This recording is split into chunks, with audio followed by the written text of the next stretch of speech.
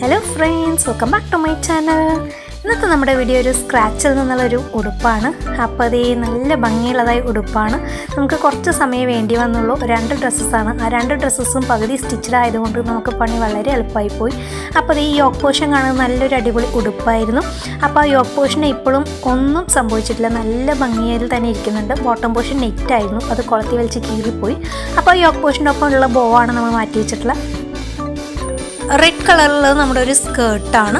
അപ്പോൾ സ്കേർട്ടിൻ്റെ ടോപ്പ് നമുക്ക് യൂസ് ചെയ്യാൻ പറ്റാത്ത കണ്ടീഷനിലേക്കായി. സ്കേർട്ട് നമുക്ക് ഇറക്കം കുറഞ്ഞു പോയി. അപ്പോൾ അതിനൊന്നും കൂടി അടിപൊളിയായിട്ട് നമ്മൾ റീയൂസ് ചെയ്തെടുക്കുകയാണ്. അപ്പോൾ അതിൻ്റെ എലാസ്റ്റിക് ആദ്യം തന്നെ റിമൂവ് ചെയ്തെടുക്കുന്നുണ്ട്.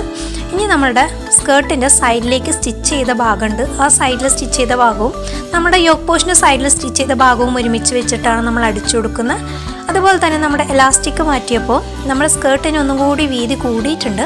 അപ്പോൾ നമ്മുടെ ബാക്കിലേക്ക് നമ്മൾ പ്ലെയിൻ ആയിട്ടാണ് അടിച്ചു കൊടുക്കുന്നത്. ഫ്രണ്ടിലേക്ക് ആ വീതി അഡ്ജസ്റ്റ് ചെയ്തെടുക്കാനായിട്ട് ചെറിയ പ്ലീറ്റ്സ് ഇട്ട് കൊടുക്കുന്നുണ്ട്. അപ്പോൾ അതേ ഇത്രയേ ഉള്ളൂ. നമ്മുടെ ഫ്രോക്ക് അടിപൊളിയായിട്ട് സെറ്റായി കിട്ടിയിട്ടുണ്ട്.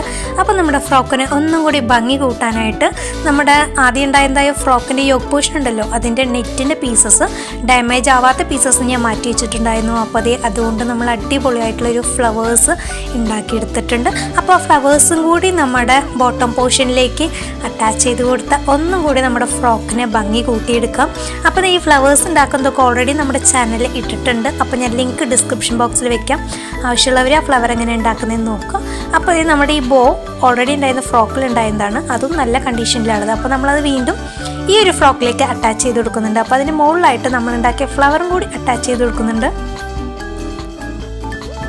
അപ്പോൾ നമ്മുടെ ഫ്രോക്ക് നല്ല ഭംഗിയിൽ ഇവിടെ കിട്ടിയിട്ടുണ്ട്.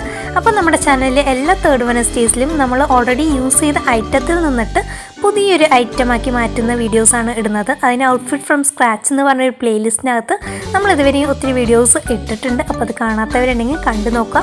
നിങ്ങൾ കാണുന്നവർക്ക് ടൈലറിങ് അറിയാത്തവരാണെങ്കിൽ പോലും ഇങ്ങനത്തെ ചെറിയ ചെറിയ ഐഡിയാസ് യൂസ് ചെയ്തിട്ട് നിങ്ങൾ ഓൾറെഡി യൂസ് ചെയ്യാതെ മാറ്റി വെച്ചിരിക്കുന്ന ഒത്തിരി ഐറ്റംസിനെ പുതിയ ലുക്കിലേക്ക് മാറ്റി നിങ്ങൾക്ക് യൂസ് ചെയ്യാനായിട്ട് പറ്റും. അപ്പോൾ എല്ലാവരും ഒന്ന് ട്രൈ ചെയ്ത് നോക്കണം കേട്ടോ. നമ്മുടെ ചാനൽ ആദ്യമായിട്ട് കാണുന്ന കൂട്ടുകാരൊക്കെ ഉണ്ടെങ്കിൽ ഒന്ന് സബ്സ്ക്രൈബ് ചെയ്ത് സപ്പോർട്ട് ചെയ്യണേ. ഇതുപോലത്തെ കണ്ടൻസ് കാണുന്ന ആഗ്രഹമുള്ളവരിലേക്ക് നമ്മുടെ വീഡിയോസൊക്കെ ഒന്ന് ഷെയർ ചെയ്ത് കൊടുത്തിട്ട് സപ്പോർട്ട് ചെയ്യാനായിട്ട് ആരും തന്നെ മറക്കരുത്. അപ്പോൾ നെക്സ്റ്റ് വീക്കിൽ അടിപൊളിയായിട്ട് കാണാം. Thanks for watching. See in the next video. By.